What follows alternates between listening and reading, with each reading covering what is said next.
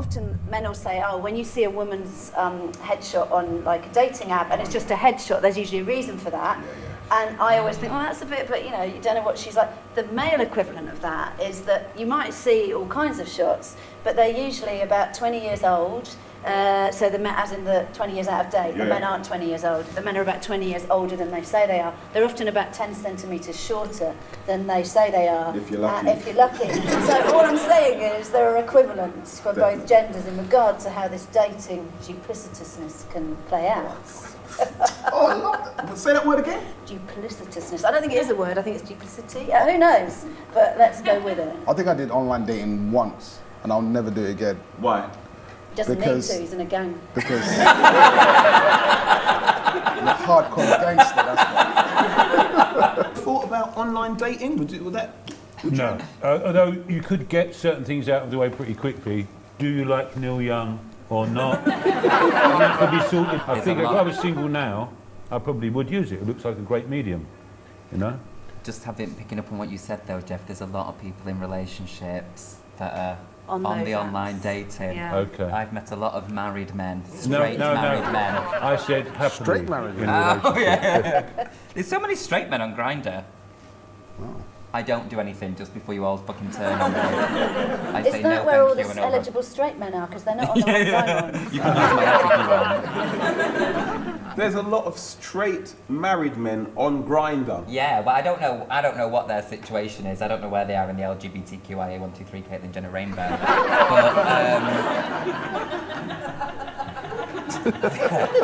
But they're definitely not on your boat though, Mr Cee. No. They're definitely not completely. I think what's happened is they've got, because my ex-boyfriend, right, who I was with for 3 years, like between the ages, say, 16 and 19, like we ended up breaking up because he went into the Navy and then he came out straight, which is the wrong way around. And I just can't figure out dating anymore, because what I really hate, so my topic is the online dating one, because I think romance has died, and I really miss it. Come on, he said it, I really miss it, because like my parents, they've been together forever because they're brother and sister, and they're not, I'm too attractive, But I think the reason they're really best friends, and they really get on, and they can hold a conversation, and they talk about they have the same conversation like 10 times, but I kind of, there she is, but they really get on, and I think we forgot to put that first. Now, like, I don't know what it's like for everyone else, but in the gay community it's very superficial now. It is all based on looks, and all the gays want a fuck Thor. Like, they want like the perfect tan, the perfect six-pack, the big dick, and I'm just not shallow in that way, because I'd rather know what someone earns.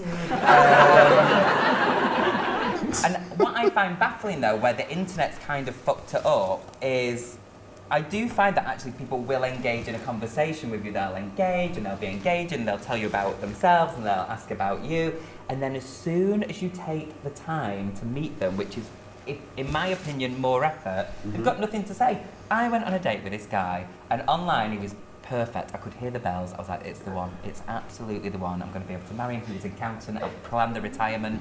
And I met him, and the first thing he said to me was like a bit quiet, and I was like, are you all right? And he was like, yeah, sorry. Sometimes I'm just a bit moody when I'm hangry. So he was Jamaican?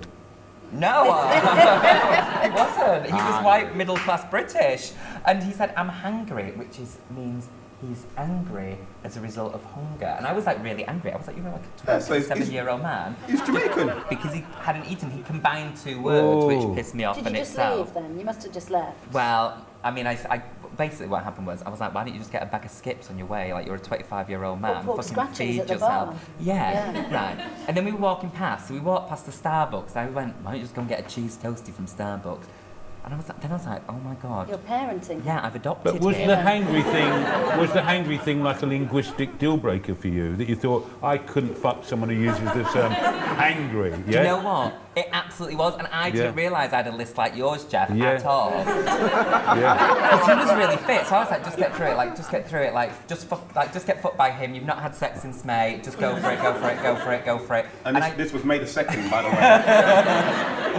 I couldn't get past the hanger, and then all of a sudden he was one of those 24-year-olds, where the world's affected him too much already, so he's like, oh God, like, do you know what? it's really disappointing doing the online dating because everyone turns out to be a cunt in the end. And I was like, hold on, have you called me a cunt? Like, what? I was like, I don't turn out to be a cunt in the end. And he went, would your ex-boyfriend say that? And I was like, how do you know my ex-boyfriend?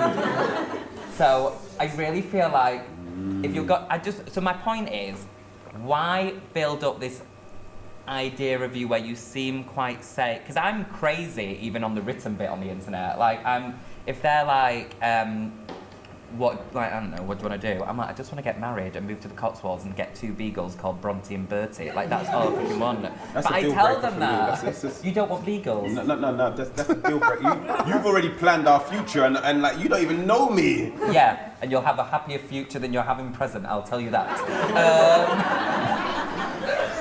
But it's funny to get so jaded, because I was an early adopter of online dating because I've been a single mum for the last 2 decades. So the only way I could meet people was to get out online dating or stay in online dating. And I still don't feel jaded. I still feel optimistic. I mean, it has taken 20 years. No one's appeared yet, but I know they will. And I had to date. I haven't been entirely. I have had relationships over that time, but I recently went back online. And the first guy I went on a date with, we'd had chats, and I always do a phone interview first. I don't call it an interview, but I say, should we speak and work out where to meet? Because you iron out a lot of shit but from their voice. So I did the phone interview. It was the phone interview stage, and I had my notes, and he was doing okay. He was a bit posh, but I thought it doesn't matter, it's just to get back in the saddle. So I went to the pub. I went to the pub to meet this guy, and he texted me, saying, I'm at the bar, what do you want to drink? So I thought, I won't text, because I'm just outside, I'll walk in. Walked in, there was no man on his own in the bar. And then I saw a man that looked like a 20 years older version of the man I'd been talking to. He was in the corner of the bar talking to another man. I appeared, he ushered the other man away. I walked up, he shook my hand, and he said, darndest thing, that chap saw me do my talk on Victorian engineering last week at Cecil Sharp House. What would you like to drink? So I thought, okay, this is not good. I always have a wing woman. When I go on dates, I'll always let a mate know where I'm going to be and who with. So my wing woman, so I sent the thing to my girlfriend Jo, saying, very, very posh, talking about Victorian plumbing. He was at the bar. I then get a text back saying, I'm not that posh, and I wasn't planning to talk just about Victorian. No way! You sent it to him. Then I, of course, did what any woman would do in that situation. I looked at the quickest way out of the bar, which was past the bar. So I thought, I can't even leave because he's between me and the exit. I then sent a screenshot of the whole exchange to my friend Jo, going, fuck, babe, look what I just did. I then put my phone down on the table. He arrives back with the drinks.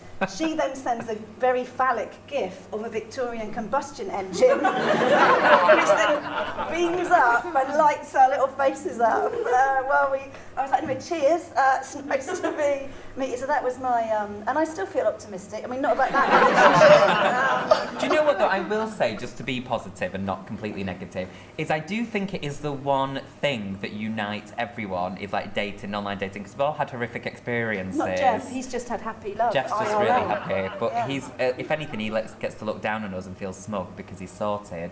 And like my friend Natalie, she met this guy, Irish Pete, on the internet, and she said, right, because whenever she goes on a first date, she always drives in case she needs a quick escape, right, just like you.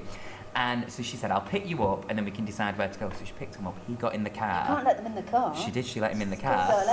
And neither of them had thought about where to go. So she's like, where do you want to go? I don't know, where do you want to go? Oh, I've not really thought about it. Well, where can we go? Where's around here? Like, no one had thought about it. This is very poor etiquette. Yeah, isn't it? Round, But I blame the internet. And then she goes, okay, well, is there anything that you need to do that we could do together? And he went, well, I'm going on holiday next week, so I could really do with going and topping up my fake tan on a sunbed. She drove him to the sunbed shop. He went in, came out. She drove him back to his. He went in, she didn't even go in. I was like, Riggers, that wasn't a date, you were a fucking Uber. And that is what's happening. What's her number? I'll give it Because I could get her to pick us up in a couple of minutes, man. Oh, listen, guys, that's been absolutely fantastic. And with that, let's also give a round of applause to Jeff Innocent, Callie Beaton, Prince Abdi, Stephen Bailey, I've been Mr Cee. This has been Off the Mic. Catch us on Facebook and Twitter and Instagram. Give our audience a wonderful round of applause as well.